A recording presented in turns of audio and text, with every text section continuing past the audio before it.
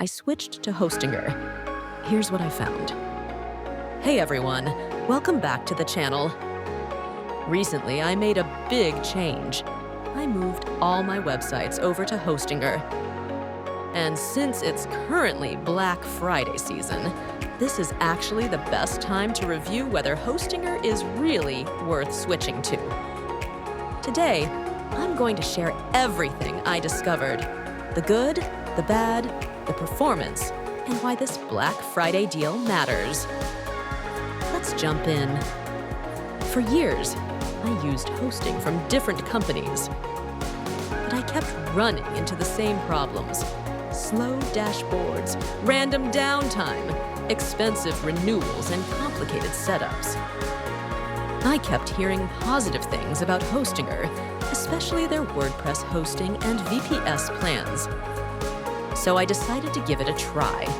And honestly, the timing couldn't be better with the Black Friday discounts happening right now. Right after switching, my first impression was strong. The H-Panel dashboard is simple, clean, and easy to navigate. There's no clutter, no confusing menus, and everything feels beginner-friendly. Then I noticed the speed improvements. My homepage load time dropped from 2.4 seconds to 1.1 seconds after switching to Hostinger. That kind of performance boost is hard to ignore. The migration process was smooth as well.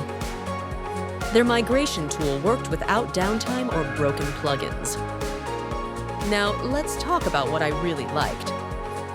First, the price-to-performance ratio is excellent. You get fast hosting performance without paying premium prices. And during Black Friday, the discounts make the value even better. Honestly, if you've been thinking about upgrading your hosting, this is the 1 week where the price actually makes sense. Second, Hostinger offers multiple global server locations. Choosing the right location makes your website load significantly faster for your target audience. Third, their customer support responds quickly. I got a live chat reply in less than 2 minutes. Of course, there are things you should know. The cheapest shared hosting plan is limited on advanced features. VPS requires some basic server management knowledge. And backups can take a little longer during busy times. These aren't deal breakers, but they're worth mentioning. So who is Hostinger best for? It's great for new bloggers, WordPress users, small business owners, e-commerce websites, and anyone who wants fast hosting on a budget. If you're an advanced developer, their VPS or cloud hosting options will fit you better. Now, here's something important.